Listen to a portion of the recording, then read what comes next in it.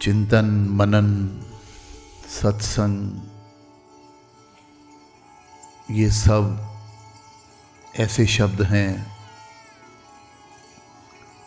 जिनके बीच में आत्मा का कनेक्शन हो जाता है।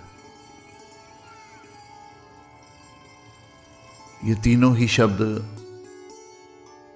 आत्मा से रिलेटेड हैं और सही मायने में सत्संग एक एहसास है जो परमात्मा की मौजूदगी, परमात्मा के दर्शन और परमात्मा में समा लेने के लिए एक व्यवस्था है। साथ संगत, ये परमात्मा कौन है?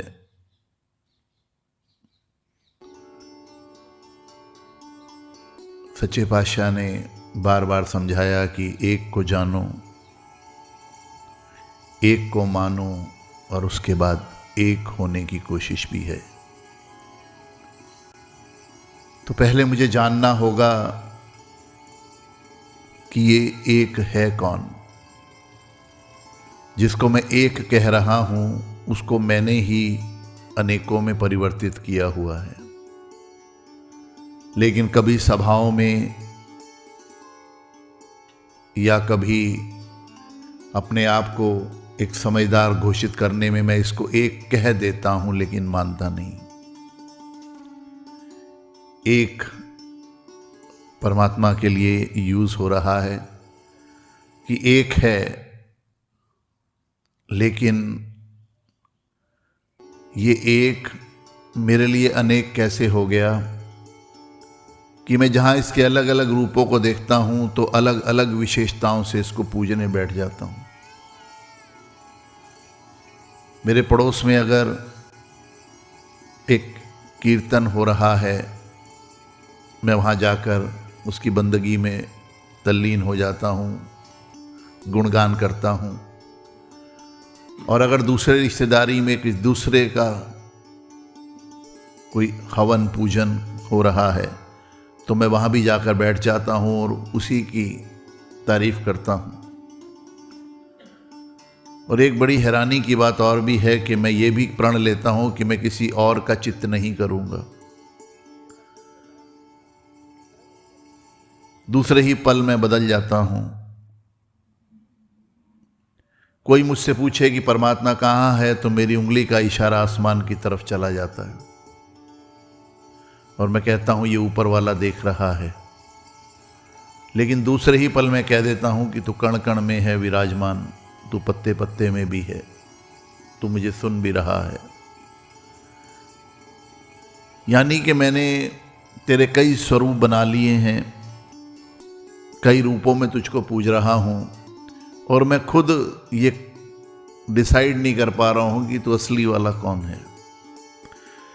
जहां भी मुझे लगता है कि ज़्यादा भीड़ है, जहां भी मुझे लगता है कि इसको मानने वाले ज़्यादा हैं, तो मैं वहीं खड़ा हो जाता हूं उस भीड़ के अंदर। और ये भीड़ बड़ी खुश होती है कि उनकी संख्या बढ़ रही है, कि वो ही सही है। लेकिन फिर आप समझाने आ जाते हो कि ये एक ही है, तेरा रूप है ये संसार, कि तू ही इन सब में समाया है, तू ही इनमें बोल रहा है, तू ही इनमें सुन रहा है। मैं फिर जाकर कंफ्यूज हो जाता हूं कि वो सही हैं या ये सही है। मैं देखता हूं कि मैं अपनी बातें मनवाने के लिए धार्मिक संस्थानों पर चला जाता हूं और मैं ये कह रहा होता हूं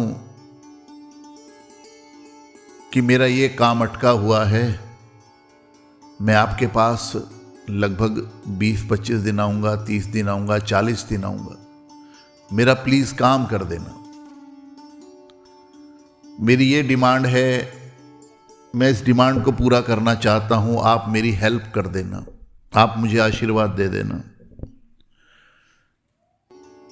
मेरे मन में कोई आगे बढ़ने की दुनियावी दौड़ है कि मैं आगे निकल जाऊं, तो फिर मैं धार्मिक संस्थान में जाके इसको अरदास कर देता हूं कि अगर मैं आगे बढ़ गया, अगर मुझे ये मुकाम हासिल हो गया तो मैं इतना चढ़ावा आपको चढ़ा दूंगा। तो मैं देखता हूं कि मेरे से पहले भी कई लोगों ने काफ़ी कुछ चढ़ाया हुआ है और उस पर उनके नाम भी लिखे हुए हैं। कोई कुछ बना गया, कोई कुछ बना गया, और मुझे ये समझाया गया कि ये बहुत बड़े भगत हैं, इनके इतने काम सवार दिए तो इन्होंने ये चीज़ बनवा के सामने खड़ी करी है। तो वो मेरी प्रेरणा हो गई कि मुझे भी आगे से ऐसा ही करना है कि मुझे अपनी बातें मनवाने के लिए एक शर्त रखनी होगी कि अगर आप मेरी बात मान लेंगे परमात्मा, तो मैं आपका मंदिर बनवा दूंगा, मैं पंखे लगवा दूंगा, मैं दरियाँ बिछवा दूंगा, मैं लंगर करा दूंगा, लेकिन आपको मेरी बात माननी होगी पहले, और अगर आप मेरी बात नहीं मानते तो मैं नहीं लगवाऊंगा। ये जो मेरी ट्रांजैक्शन है परमात्मा से, ये मुझे परमात्मा से जोड़ती नहीं बल्कि अलग करती है। मेरी अरदासें एक फर्ज है मेरा कि मैं अरदास करूं, लेकिन उस अरदास के साथ एक विश्वास भी हो कि तू सुन रहा है। मेरी अरदास जरूरी है और ये सुनता भी है, लेकिन मेरा ये यकीन कि शायद नहीं भी सुन रहा है उस अरदास को आधा कर देता है। जब मैं अरदास कर रहा होता हूं तो मेरे मन में यकीन नहीं होता कि पूरी हो जाएगी। वो मेरा कम यकीनी, मेरा कम विश्वास ही उस चीज को आधी कर रहा है। ये कहता है कि अगर तू मेरे यहां आ ही गया है तो अब मेरा हो जा, अगर तू मेरा हो गया है तो चिंता तेरी नहीं है। फिर मैं इसको ढूंढने निकलता हूं, अलग अलग तरीके से खोजने की कोशिश करता हूं, और बड़ी हैरानी की बात है कि मैं इसको खोज रहा होता हूं जबकि ये हर जगह मौजूद है। तो खोया हुआ कौन होता है? खोया तो मैं खुद होता हूं। मैं खुद खोया हुआ और इसको खोज रहा हूं। देखिए कितनी अजीब बात होगी। तू है कौन? इसको कैसे जानूं? मुझे आदेश हुआ कि एक को जानो। मैं तुझे मंदिर, मस्जिद, चर्च, दरगाहों में ढूंढता फिर रहा हूं। तेरी खुशबू तो आ रही है, तेरी महसूसियत तो हो रही है, मगर तू मिल नहीं रहा। ये मैटर क्या है? ये मसला क्या है? तू किस रूप में मौजूद है? मैं देखता हूं बहुत सारे लोग तुझे किसी और रूप में पूछते हैं, कुछ और लोग तुझे किसी और रूप में पूछते हैं, और सब अपने आप को सही भी बता रहे हैं। तू सही है कौन? मैं तुझे कैसे जानूं? और तुझे जानने के लिए मेरे एक विश्वास की जरूरत है। जब तक मेरा विश्वास नहीं है तब तक मैं ऐसे ही भटकूंगा, कभी इधर, कभी उधर, कभी इधर, कभी उधर। तू मौजूद कहां है? कई बार उत्सुकतावश मैं कुछ किताबों को पढ़ने बैठ जाता हूं जिसमें तेरा जिक्र है, लेकिन मैं फिर भटकता हूं। मैं सोचता हूं कि शायद पढ़ना ही भक्ति है, उन चीजों को पढ़ लेना भक्ति है, और मैं लगातार बिना रुके उन किताबों को पढ़ता चला जाता हूं, पढ़ता चला जाता हूं। और जब किताब वो खत्म हो जाती है तो मुझे पता ही नहीं चलता तू है कहां। तो ये कैसा पठन है? ये कैसा पढ़ना है? और किसी ने तो मुझे ये भी बता दिया कि अगर इन किताबों को पढ़ लोगे तो भक्ति शुरू हो जाएगी। उनका कहने का मतलब ये नहीं था, लेकिन मैंने गलत समझ लिया। मैंने समझा कि मैं जितना पढ़ जाऊंगा इन किताबों को उतना विद्वान हो जाऊंगा, लेकिन विद्वत्ता उन किताबों को पढ़ने के बाद मनन के अंदर थी कि मैं एक एक लाइन को पढ़ूं और उसको सोचूं, विचारूं और उसका मंथन करूं और उसको जीवन में डालूं। लेकिन मैं तो पढ़ता ही चला गया।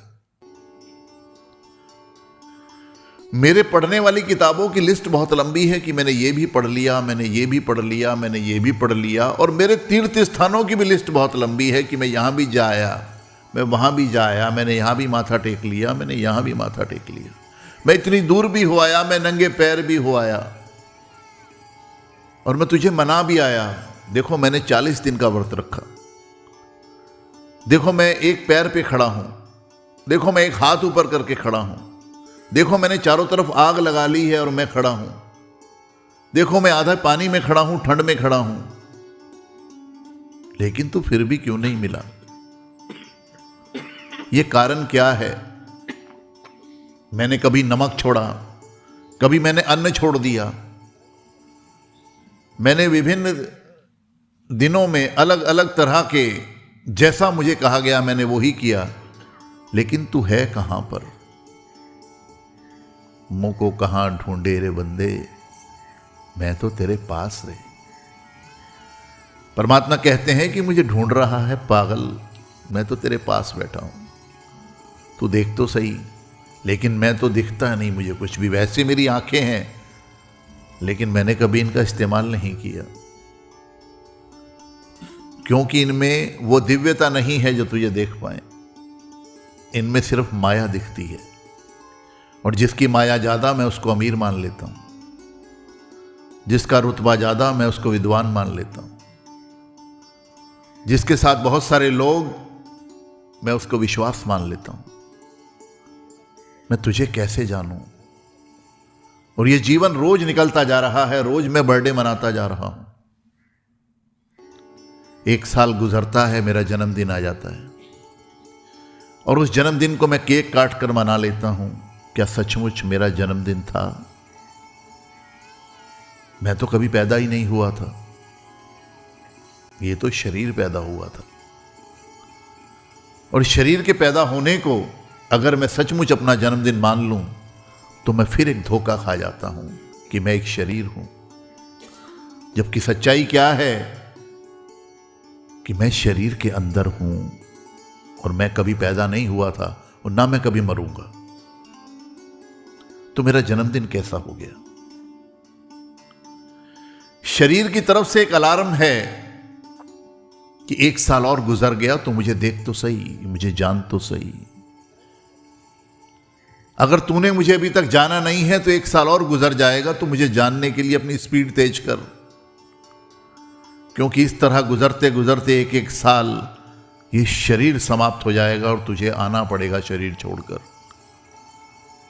तब फिर तेरी खोज अधूरी रह जानी है। तू इसी तरह भटकेगा क्या? हर जगह मैं मौजूद हूं और तू ढूंढता फिर रहा है। हर जगह मैं बोल रहा हूं और तुझको सुनाई नहीं दे रहा। हर जगह मैं दिखाई दे रहा हूं, लेकिन तू अंधों की तरह रिएक्शन दे रहा है। हर जगह मैं मौजूद हूं और तू फिर भी आशीर्वाद मांग रहा है। मैं तुझे देख रहा हूं, और तुझे ही नहीं तेरे अंदर चलने वाली बातों को भी देख रहा हूं। मैं तेरे कर्मों को ही नहीं तेरे विचारों को भी सुन रहा हूं। मैं तेरे अंदर पूरी तरह समाया बैठा हूं। तू मुझ में कब तक समाएगा? हकीकत को जान लेना ही हकीकी है, और ये इश्क हकीकी कोई मामूली बात नहीं है। इश्क मिजाजी तो मुझे लग गया कि मैंने देख लिया हर चीज को, हर व्यवस्था को देख लिया, और इनको पा लेने के बाद मैं विजेता हो जाता हूं। लेकिन इश्क हकीकी को तो पाके देखूं, इस हकीकत से तो मिलकर देखूं, तभी वो बात पूरी होगी कि एक को जानो।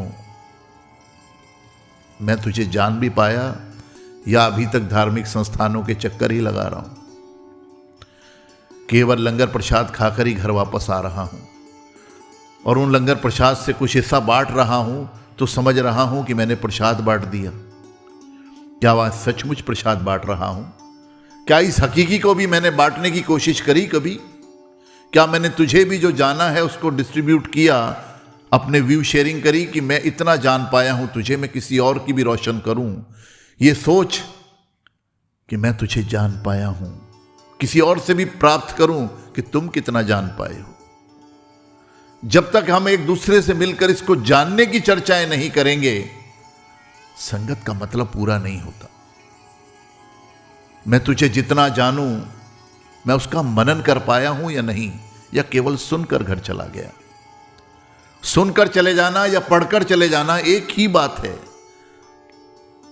जब तक अंतरात्मा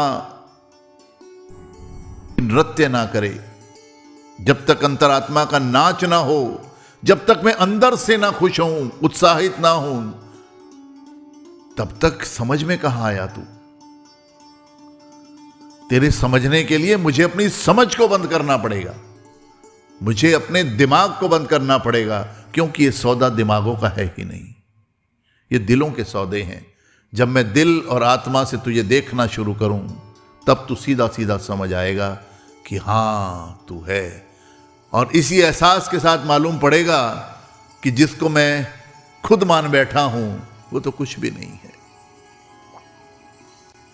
जिसके लिए मैंने अपने जीवन के इतने सारे दिन, इतने सारे साल व्यतीत कर दिए, वो व्यतीत नहीं थे, बर्बाद हुए। अगर मैं तुझे देखकर उन सोचों को पैदा कर लेता, तब वो ही मतलब था जिसके लिए तूने मेरा निर्माण किया, वही उद्देश्य पूरा हो रहा था जिसके लिए तूने मेरे ऊपर नजर डाली कि इसको शरीर दिया जाए इंसान का, क्योंकि इसमें सोचने समझने की शक्ति होगी, तब ये मुझे जान पाएगा। लेकिन बड़ी हैरानी की बात है, मैं वो देखने लगा जो दिखता था, और मैं वो नहीं देख पाया जो तू समाया हुआ था इन हर चीजों के अंदर। मुझे देखना था, क्योंकि मानव जन्म इतना साधारण थोड़ी था जितना मैंने इसको साधारण कर दिया। ये इतनी नॉर्मल जिंदगी थोड़ी थी जितना मैंने इसको पास कर लिया। और कई बार तो बड़ा सोचना पड़ जाता है, जो लोग सहजे ही इस जीवन को समाप्त कर देते हैं अपने हाथों से, क्योंकि इसका मूल्य नहीं जाना, इसकी वैल्यू नहीं पता चली। इसकी वैल्यू तो हर पल के अंदर है। जब हर पल इसको जी लूं, जब हर पल इसको देख लूं, इसको जान लूं, ऐसा एक साल जन्मदिन मनाऊं। जन्मदिन का मतलब तब पूरा होता है। ये तो शरीर का है, खा पी के निकाल दिया। ये तो उम्र है। और हैरानी की बात है कि दुनिया उम्र को समझदारी समझ बैठी है। अगर कोई व्यक्ति 40 साल का है तो वो 40 साल का समझदार, और जो 50 साल हो गया तो 50 साल का समझदार, और अगर बाल सफेद हो गए तो बहुत समझदार, और अगर वो उम्र में और बड़ा हो गया तो और भी ज्यादा समझदार। कई बार मौका मिलता है सभाओं में जाने का, शादी विवाह में, तो कोई जब छोटी उम्र के बच्चे पैर छूते हैं तो अचानक हाथ उठ जाते हैं उनके पैर छूने के लिए, और वो 2 कदम पीछे छिटक कर खड़े हो जाते हैं, कहते हैं आप मुझसे बड़े हो, आप क्यों छू रहे हो। दास हंसता है कि मैं बड़ा कब हो गया। बड़ा का मतलब तो समझदार होता है, बड़ा का मतलब तो बुद्धिमान होता है, बड़े का मतलब तो तजुर्बा होता है, और मैंने तो अभी शुरुआत भी नहीं करी। तो ज्ञान को नमस्कार है, उम्र को नमस्कार नहीं है। मैं इस भुलेखे में ही रहता हूं कि जो बड़े हैं उनके पैर छुएं, और जो छोटे हैं उनके पैर ना छुए जाएं, ना छुए जाएं। ऐसा कैसे संभव है, जबकि छोटे में तो आजकल ज्ञान ज्यादा है। देखा जाता है कि एक पोता, ग्रैंडसन, अपने दादा को समझा रहा होता है कि मोबाइल की एप्लीकेशंस ऐसे ऐसे चलती हैं, और दादा को तो ऑन और ऑफ के बटन भी ठीक से लगाने नहीं आते। तो ज्ञान किसको ज्यादा है, भले ही वो संसारिक ज्ञान है। और अगर और भी ज्यादा छोटेपन में जाऊं तो एक ऐसा बच्चा जो साल सवा साल का हुआ है, वो तो सीधा परमात्मा से अटैच है, तो ज्ञान तो उसको ज्यादा है। और मैं तो अभी अज्ञानी हूं, क्योंकि मैं परमात्मा को पाकर भी इससे दूर हूं। और उस बच्चे को तो किसी ने ज्ञान दिया ही नहीं था, वो फिर भी कितना सरल, कितना सुंदर, कोई बैर नहीं दिल में, कोई नफरत नहीं, और हर एक को स्माइल दे रहा है। वो तो सीधा जुड़ा हुआ है। मैं कैसे बड़ा हो गया। वो बड़ा है जो अभी साल सवा साल का है और उससे भी छोटा है। यानी जो तुझसे जुड़ गया। मंजिल क्या है इंसानी शरीर की? इंसानी शरीर की मंजिल है कि तुझे देखा जाए, एक को जानो, एक को मानो और एक हो जाओ। तो इसने तो जान भी लिया, इसने तो मान भी लिया, और ये तो एक हुआ पड़ा है। और मैं ना जानना चाहता और मानना तो बिल्कुल नहीं चाहता। एक तो मैं होऊंगा ही नहीं।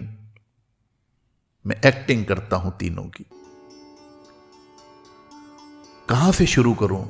उस बच्चे से शुरू करूं या उस बड़े से शुरू करूं जो बुजुर्ग हो गया है? मैं आज भी कंफ्यूजन में हूं कि तू छुपा कहां पर है, तू बैठा कहां पर है, मैं कैसे जानूं तुझे? तेरे जानने में मेरी आधे से ज्यादा उम्र निकल गई और आगे का भरोसा नहीं कि और है कितनी, क्योंकि तूने वो वाला मीटर भी बंद किया हुआ है कि जो दिखाई ना दे कितना चलना है आगे। तो ये डर भी होना चाहिए कि मैं आज ही जान लूं सारी, कि कल का पता नहीं। और उनमें से फिर खुशियां भी तो चुरानी है। मैं तो खुशी नहीं हुआ आज तक, क्योंकि खुशी तो मिली नहीं सच्ची, क्योंकि तू मिला नहीं।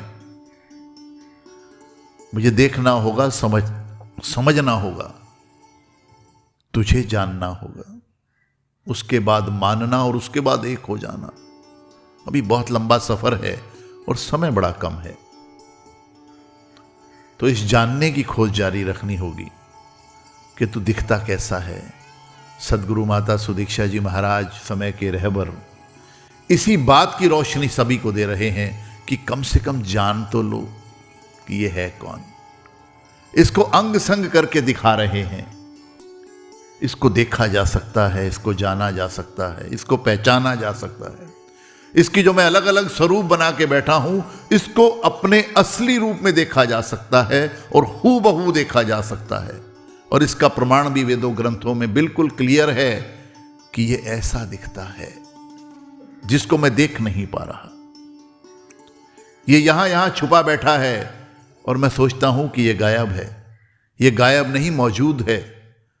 और ये किस तरह से मौजूद है, यही तो ब्रह्म ज्ञान है। इस ब्रह्म ज्ञान को लेना होगा, जानना होगा, समझना होगा, फिर उसके बाद एक हो जाने की प्रक्रिया तक भी जाना है। और यहीं से शुरुआत है जीवन की। इसीलिए इंसान के रूप में यह आत्मा इसको पहन कर आई है कि आज मैं इंसान हूं, और केवल इंसानों को ही इसकी लख्ता हो पाएगी। केवल इंसान ही इसको जान पाएंगे कि तू दिखता कैसा है। और इंसान को ही ये सिफ्त है कि वह भक्ति कर सके। इंसान को ये सिफ्त है कि वो इसमें एकमिक हो सके। और मैं इंसान हूं, लकीली सौभाग्यवश मैं इंसान हूं, और मुझे इसका फर्ज निभाना पड़ेगा। तब मेरा जन्मदिन मुबारक है,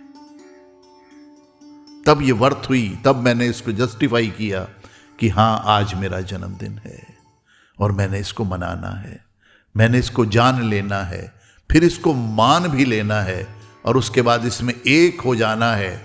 तब तक मुझे जन्मदिन मनाने हैं जब तक मैं इसमें एक ना हो जाऊं। और जब मैं एक हो गया तो फिर तो जन्मदिन रोज है, हर पल है। तो साथ संगत, बहुत बहुत मुबारक जिन्होंने सदगुरु घर में आकर, गुरु घर में आकर खुशियों को बांटा है, खुशियों को मनाया है, और इसी तरह की सिखलाइयाँ प्राप्त करते रहें और देते रहें, ऐसी कामना है। प्यार से कहना हूँ।